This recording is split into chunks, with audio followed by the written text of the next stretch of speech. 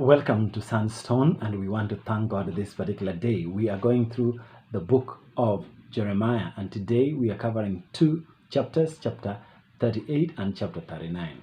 And it's a beautiful, beautiful story. In fact, we are finally seeing some of the prophecies of Jeremiah coming to pass.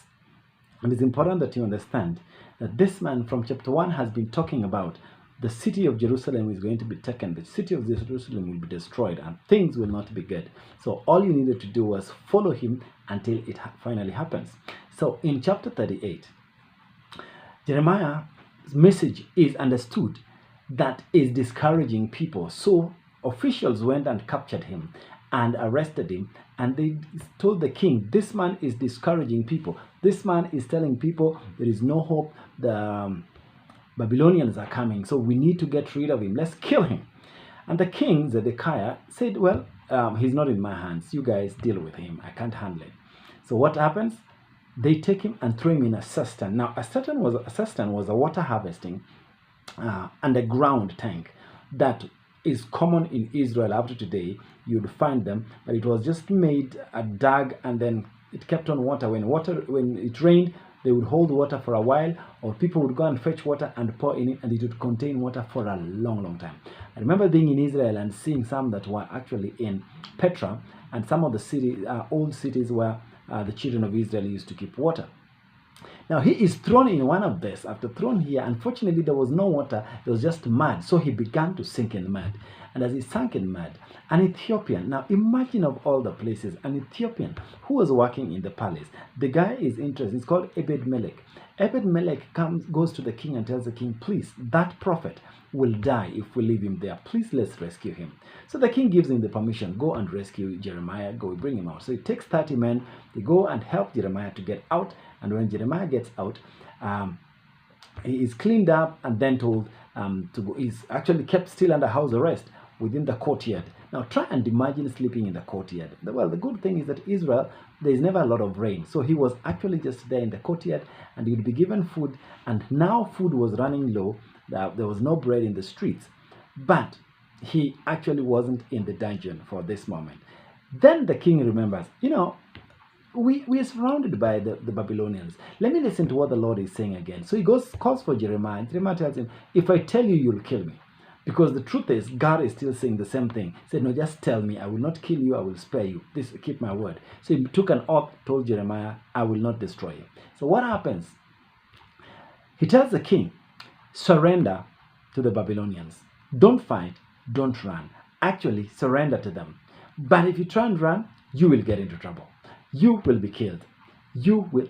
In fact, if you surrender, you will have your life back and your burial and everything. You will live until your age is over, and then you will die a natural, simple death. But don't try, fight or run away. This is the Lord's assignment for you.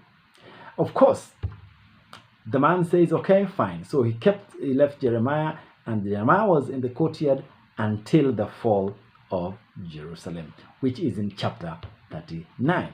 Now, chapter 39 begins with the fall of Jerusalem. So what happens? Jerusalem is attacked, the temple, the wall is brought down, the palace is burnt. And of course, the king, when he realizes that he cannot win, and he cannot win the race, what does he do? He takes cover and disappears. He runs. And as he's running with his family and everybody else, of course the Babylonians go after him. They arrested him. When he arrested him, remember what the prophet had said. Do not fight, do not run, surrender. He refused to surrender. He was captured. He was put in chains, and his eyes were gouged out. Therefore, now he was blind, he can't see, and he's being pulled all the way. He was pulled back and taken back to Babylon, where he was going to meet King Nebuchadnezzar, the terror king, the very arrogant, ferocious and fierce king. Now, Zedekiah loses his eyes, loses his family, everybody is killed, and the city is burnt, the palace is burnt, the walls are destroyed, nothing properly survived. But something interesting happens. King Nebuchadnezzar, we do not know how he knew about Jeremiah. Maybe the Lord had told him, because the Lord later deals with him, and he's an agent of the Lord is using to punish Israel. The Lord told him, we don't know how, but he gave instruction to his commander, make sure you do not touch Don't touch, don't harm, don't do anything bad. To who? To Jeremiah. Spare him. So Jeremiah is spared, and the king asks him, "What can I do for you? Come with me. Whatever you want, I'll give you." He was offered every good thing that would have made his life easy. But he said, "No, I'm okay. I'm fine with my people." He said, "No, we don't want you to be in trouble. We don't want anybody messing up." He said, "No, I will be okay." Then the Lord speaks to him and tells him, "Go tell Ebed." Remember? Ebed Melech, the Ethiopian guy, the African guy, the guy from just across where we live, and that is across from Kenya. He is told, because you believed the Lord, because you obeyed what God, because you care enough, the Lord will also spare you and you will live the rest of your lives. What can we learn from these 2 chapters? 3 things that are important.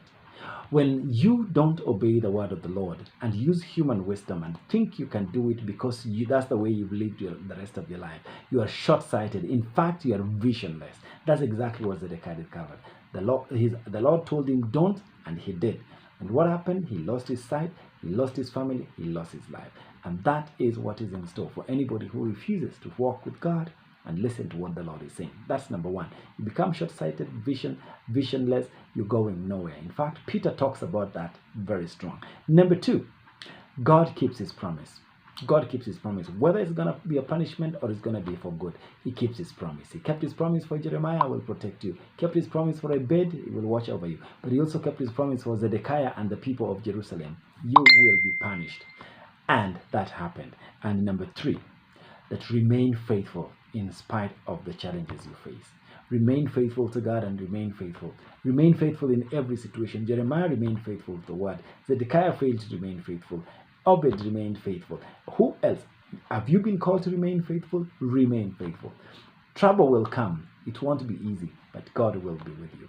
And that's what I want to encourage you. So God bless you. Have a lovely, lovely, lovely moment in your life as you think about how faithful must you, will you always remain? Because God's word will not change and God will not fail to keep his promise.